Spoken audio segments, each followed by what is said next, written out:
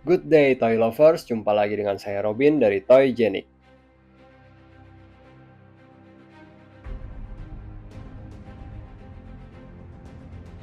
Di episode kali ini saya akan mengulas tentang SH Figuarts Guts Berserker Armor. Apa saja kelebihan dan kekurangannya? Simak terus video ini sampai habis.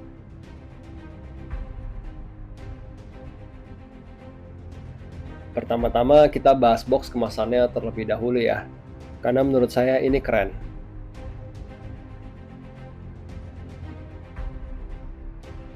Ukuran boxnya lebih besar dibandingkan dengan rata-rata action figure SHF lainnya.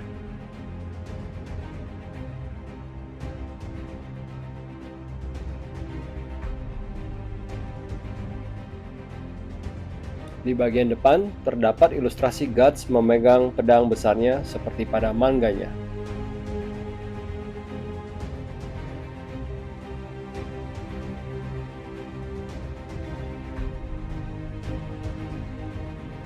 Lalu di atas ilustrasi box depan, diberikan logo Brand of Sacrifice yang dicetak bening gloss.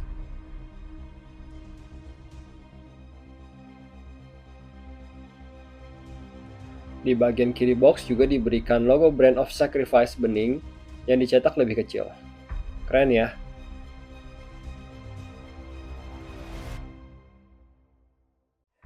Bagian box depan sisi kiri dicetak Guts versi Berserker Armor yang cukup timbul.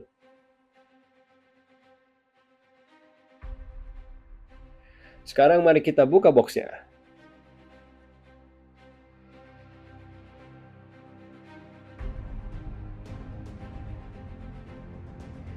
Sisi box bagian dalam terdapat manual cara menggunakan aksesoris Guts.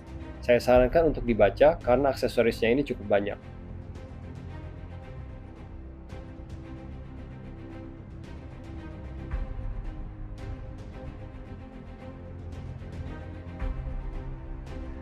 Di ujung sisi kiri box dicetak kalimat dalam bahasa Jepang. Saya coba terjemahkan menggunakan Google Translate dan begini artinya. Di dalam box terdapat kartu yang dicetak Crimson Beherit milik Griffith yang sedang aktif.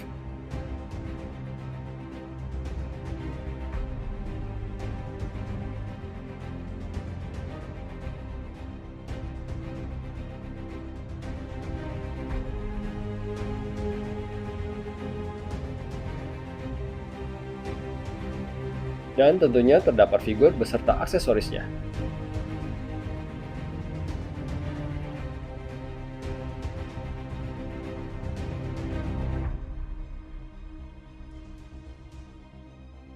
Kalian mendapatkan satu figur Guts versi Berserker Armor, dua buah ekspresi wajah yang dapat ditukar, aksesoris seperti pisau belati, beherit hijau, dan tas bowgun.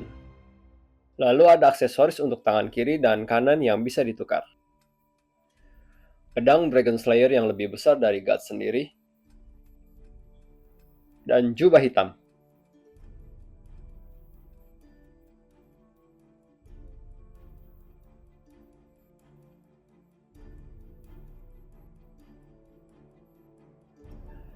Untuk figur Guts-nya sendiri memiliki tinggi 16 cm, lebih tinggi daripada rata-rata figur SHF di 15 cm. Wajahnya juga mirip, detail dan dicat rapi.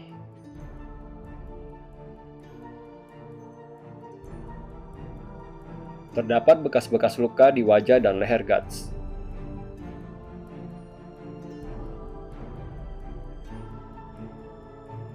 Dan terdapat shading untuk pewarnaan wajahnya.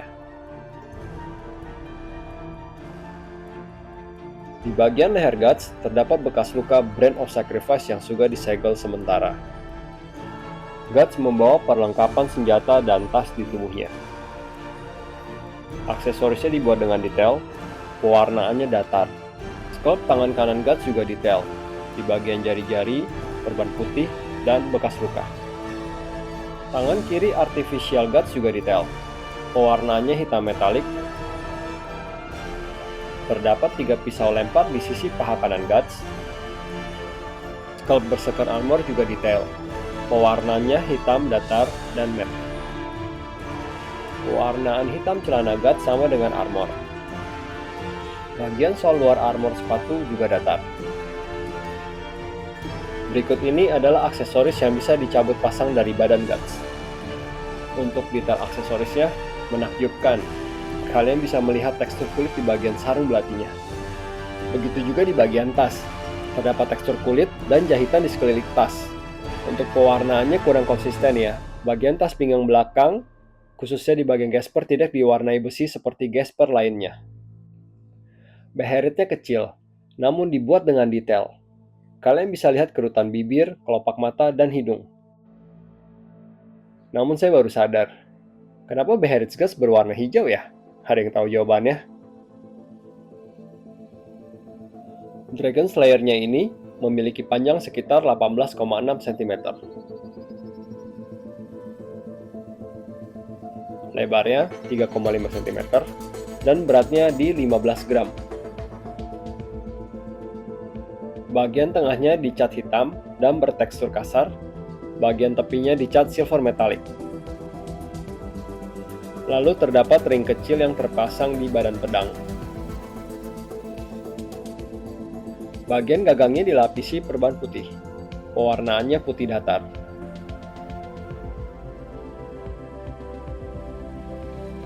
Dan kalian bisa cabut sisi bawah pangkal pedang untuk nanti dimasukkan tangan.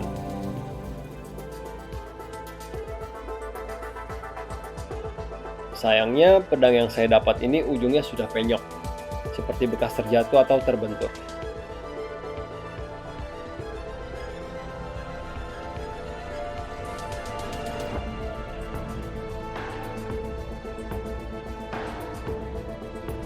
Dan juga di sisi tepi pedang ada penyok, tidak mulus. Minor sih, namun disayangkan saja.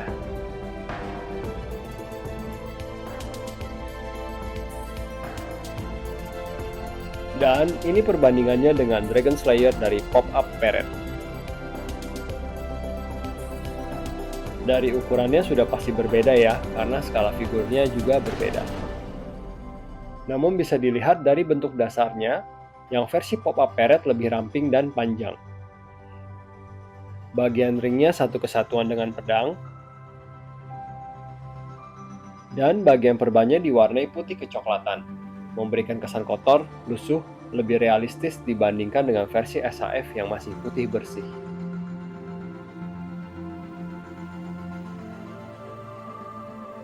Keduanya sama-sama keren.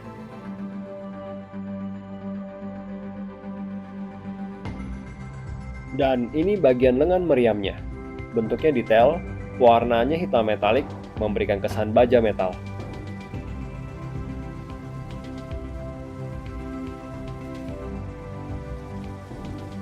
Bagian pergelangan tangannya bisa digerakkan rotasi ke atas dan bawah. Keren.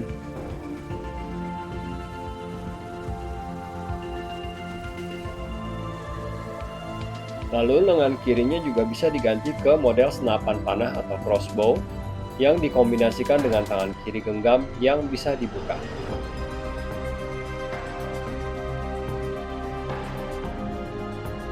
Gagangnya dimasukkan ke dalam genggaman tangan secara hati-hati.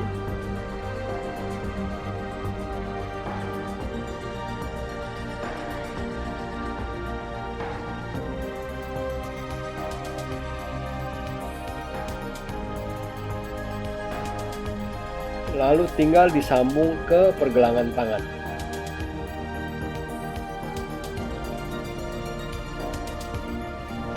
Sculptnya detail dan rapi. Ada bagian-bagian baut besinya. Hati-hati di bagian tuas karena sangat ringkih, ini bisa patah. Pewarnaannya memberikan gambaran tentang materialnya ya. Seperti yang hitam metalik ini memberikan kesan besi, baja. Yang putih ini tali, dan yang coklat ini mungkin seperti kulit. Dan mungkin ini seperti pegas atau kotak penyimpanan panah ya. Saya kurang paham cara kerja alat ini.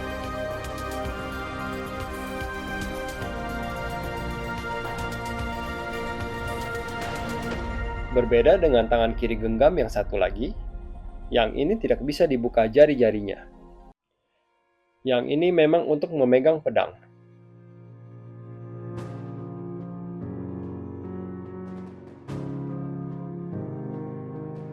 Dan ini adalah jubahnya. Bahannya dari kain yang keras dan kaku. Kainnya diprinting tekstur garis-garis shading. Printingnya di sisi depan dan belakang. Kalian bisa lihat ini ada kawatnya untuk membentuk jubahnya. Dan sudah dijahit pola kait untuk dipasang di bagian leher.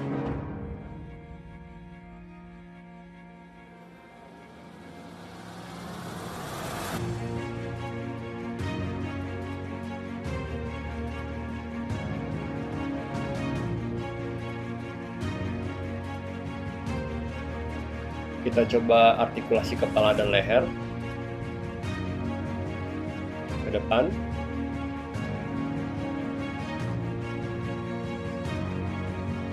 ke belakang,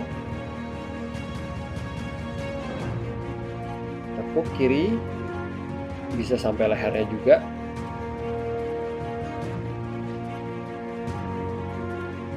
tekuk kanan dengan leher,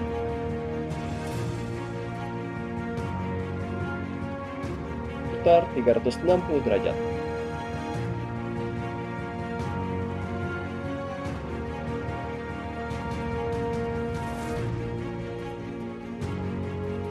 Lanjut ke artikulasi badannya.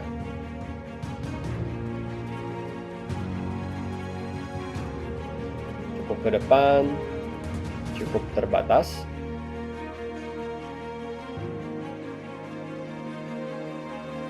Tekuk ke belakang, ke kiri, ke kanan, putar 360. Karena aksesoris pinggangnya banyak, jadi pergerakannya bisa terhalang. Jadi coba kita lepaskan terlebih dahulu.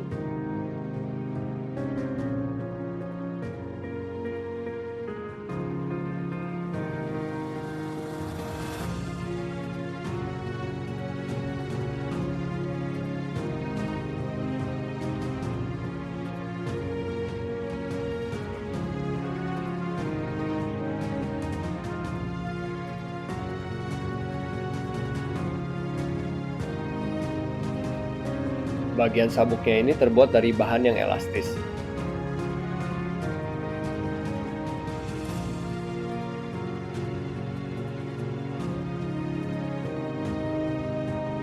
Artikulasi lengan kanan. Kita coba rentangan ke atas, hampir 90 derajat.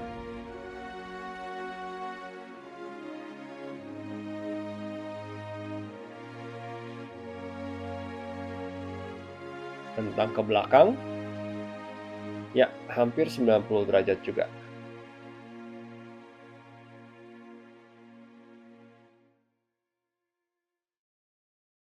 Pergerakannya terhalang oleh armor bahu bagian belakang. Ke depan tidak ada masalah. Bagian bicep bisa rotasi 360 derajat. Armor bagian bahu juga bisa digerakkan.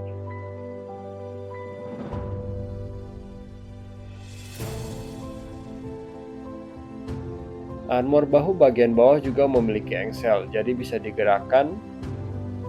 Jadi menambah area pergerakan tangan lebih luas.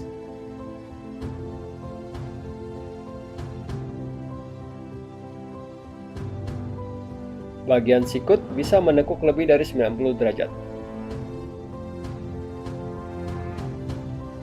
Dan bisa menyentuh ke bahu kiri.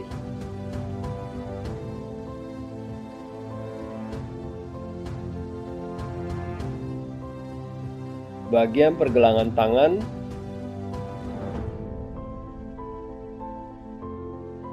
ya bisa putar 360 derajat. Cuma ini pergelangan tangannya mudah lepas ya. Dikarenakan model engselnya hanya lurus saja. Berbeda dengan model engsel bagian tas. Ini memiliki kepala bulat di ujungnya. Sehingga lebih mantap sambungannya dibandingkan dengan engsel tangan. Agak disayangkan untuk desain engsel pergelangan tangannya. Jadi cukup sulit untuk diposekan karena mudah lepas.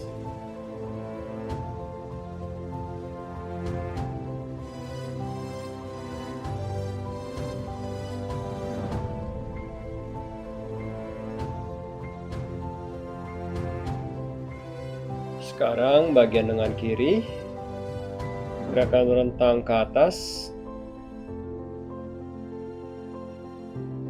lebih tinggi dibanding yang kanan, dikarenakan posisi armor bahu kiri lebih rendah dibanding yang kanan.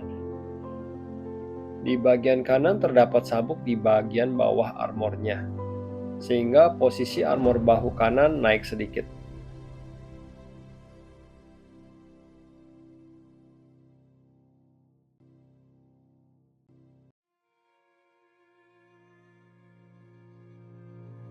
Rentang ke belakang sama dengan yang kanan.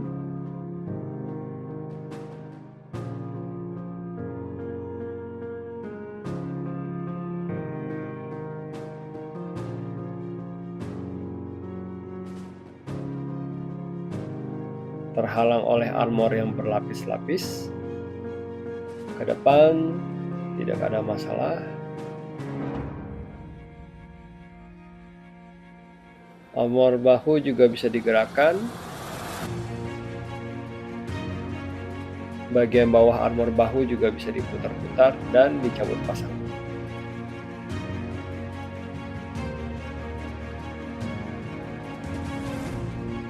Bicep kiri juga bisa rotasi 360 derajat. Bagian sikut juga bisa ditekuk lebih dari 90 derajat. Besi di bagian sikut juga bisa digerakkan sedikit.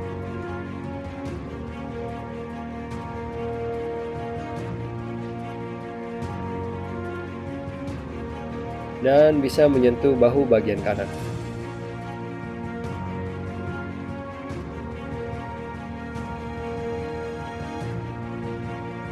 Untuk pergelangan tangan kiri sama seperti yang kanan, dan engselnya model lurus sama seperti yang kanan.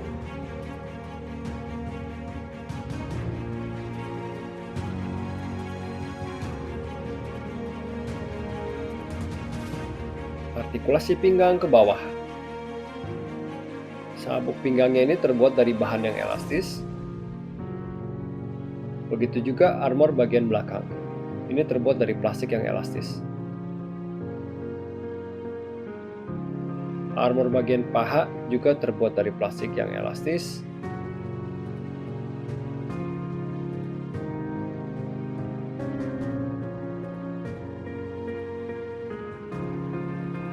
Kita coba gerakan split. Agak terbatas ya.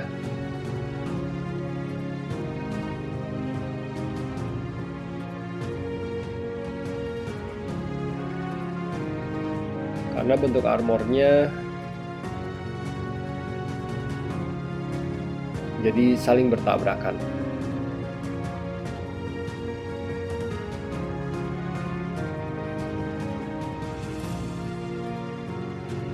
Coba tes putar 360.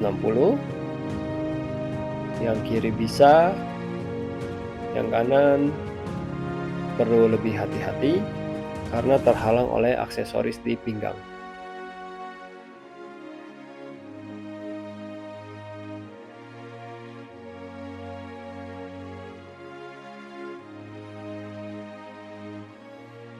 Gerakan rentang ke depan.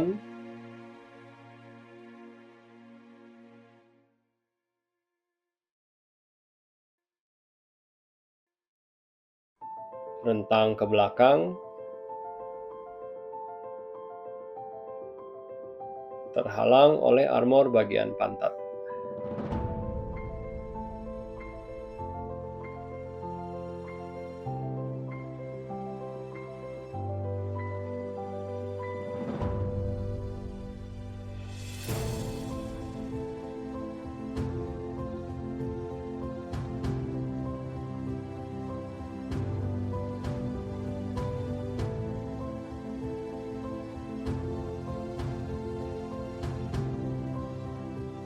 Bagian armor lutut juga terbuat dari plastik yang elastis.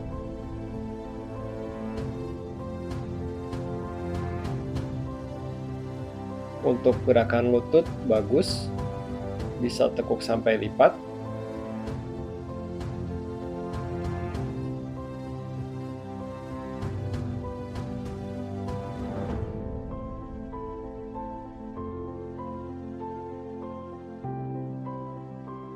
Pergelangan kaki bisa tekuk ke bawah,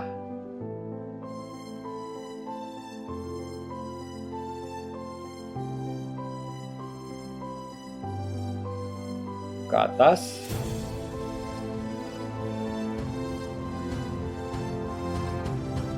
bisa putar 360 derajat.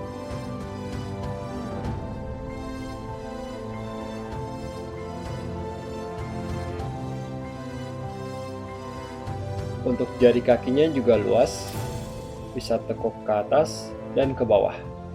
Bisa dibilang 180 derajat.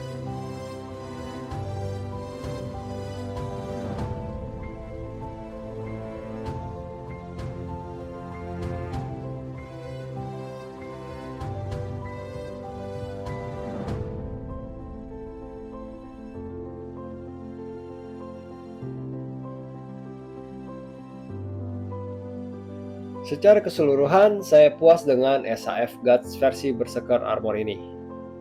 Desainnya mirip, detailnya bagus, pengecatan rapi, artikulasi luas, dan juga aksesoris yang diberikan banyak.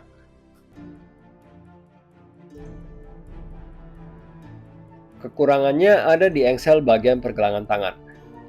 Model engsel lurus ini mudah sekali lepas. Lubang pasang yang dibuat lebih kecil juga tidak begitu membantu, karena membuat pemasangan jadi lebih sulit dan tetap saja mudah lepas. Jadi perlu diakali dan kesabaran dalam memposekannya. Untuk hasil pose aksinya nanti akan saya upload di video terpisah ya, dan juga di akun Instagram dan TikTok Toygenik. Jadi buat kalian yang pengen lihat bisa sekeren apa aksinya Guts ini, bisa langsung follow akun toygenik.co ini. Dan untuk episode berikutnya, saya akan mengulas dan membandingkan SAF Griffith yang gak kalah keren. Terima kasih sudah menonton video ini sampai habis, dan tentunya dukungan dari kalian berupa like, subscribe, dan share sangat berarti untuk membantu channel ini terus berkembang. Sampai jumpa di episode berikutnya, and have a good day ahead.